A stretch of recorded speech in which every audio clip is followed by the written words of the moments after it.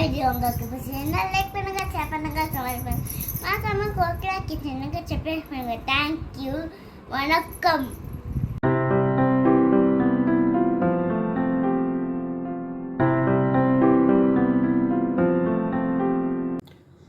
Hello hi, welcome to Kokila's kitchen. இன்றைக்கி நம்ம கிச்சனில் முட்டையை வச்சு ஒரு சூப்பரான சைட் டிஷ் எப்படி செய்கிறதுன்னு பார்க்கலாம்.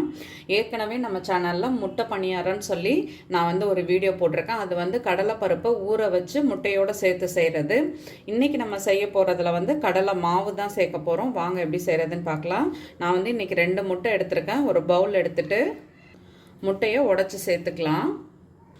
முட்டையை இதில் நான் உடச்சி ஊற்றியாச்சு. இதில் கொஞ்சமாக உப்பு,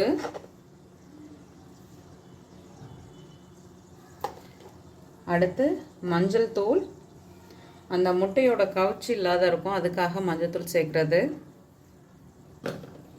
கொஞ்சமாக பெப்பர், அடுத்து கொஞ்சமாக சில்லி ஃப்ளேக்ஸ்,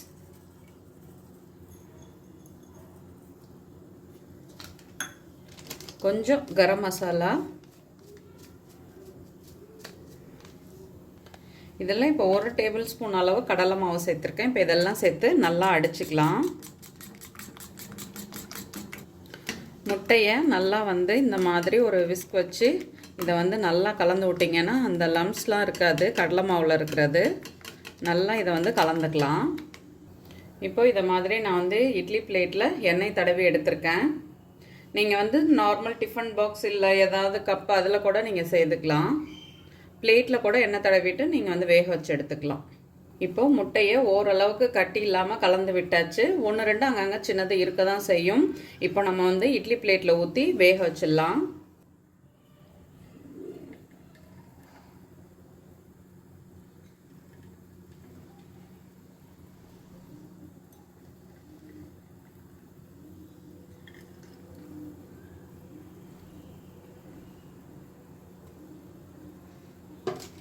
இதை ஒரு 10 மினிட்ஸில் இது வெந்துடும். நம்ம அதுக்குள்ளே தக்காளி வெங்காயம் வதக்கிக்கலாம்.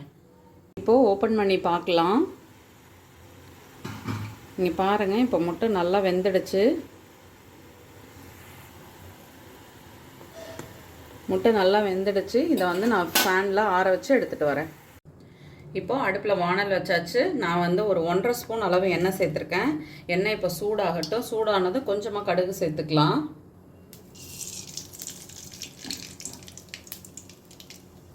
கடுகு இப்போ நல்லா பொரிஞ்சிடுச்சு. இப்போ நம்ம பெரிய வெங்காயம் ஆட் பண்ணிக்கலாம். வெங்காயம் நல்லா வதங்கிடுச்சு. இப்போ கொஞ்சமாக இஞ்சி பூண்டு பேஸ்ட் சேர்த்துக்கலாம். இஞ்சி பூண்டு பேஸ்ட்டோட பச்சை வாசனை போனதும் கீரி வச்சுருக்க ஒரு பச்சை மிளகாய், அடுத்து தக்காளியை சேர்த்துக்கலாம்.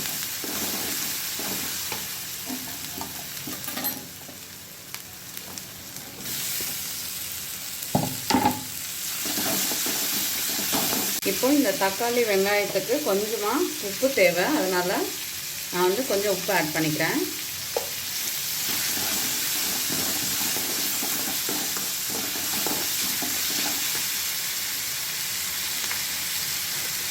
இப்போ இது கூடவே கொஞ்சம் மல்லித்தூள் சேர்த்துடலாம்.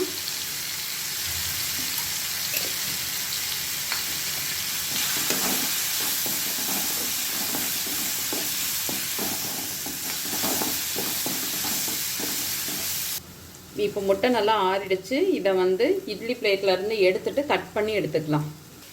இப்போ கொஞ்சமாக தனி மிளகாத்தூள் நம்ம காரத்துக்கு தகுந்த மாதிரி சேர்த்துட்டு, கொஞ்சமாக இது கூட நான் சிக்கன் தூள் தான் ஆட் பண்ண போகிறேன்.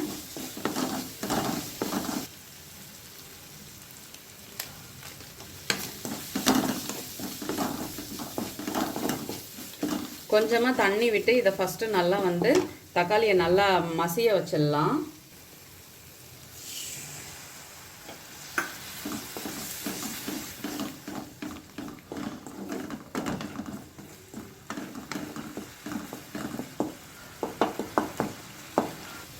இப்போ பாருங்கள், மசாலா எல்லாமே நல்லா வதங்கிடுச்சு, தக்காளியுமே நல்லா வதங்கிடுச்சு. இப்போது நம்ம கட் பண்ணி வச்சுருக்க முட்டையை எடுத்து இதில் சேர்த்துக்கலாம்.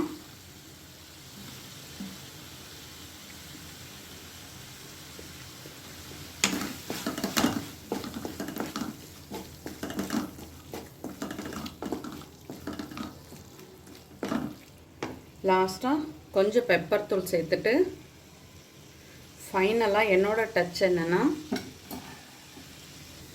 இந்த மாதிரி ஆனியனை வந்துட்டு ஃப்ரெஷ்ஷாக லாஸ்ட்டாக இறக்க போகிறதுக்கு முன்னாடி இதில் வந்து கட் பண்ணி சேர்த்து சாப்பிட்டு பாருங்கள், அவ்வளோ சூப்பராக இருக்கும்.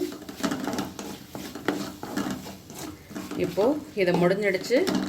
நம்ம லாஸ்ட்டாக மல்லித்தழை போட்டு இறக்கிக்கலாம். சூப்பராக நம்மளோட முட்டை தொக்கு ரெடி ஆகிடுச்சு. இப்போ பிளேட்டில் மாற்றிட்டு பார்க்கலாம்.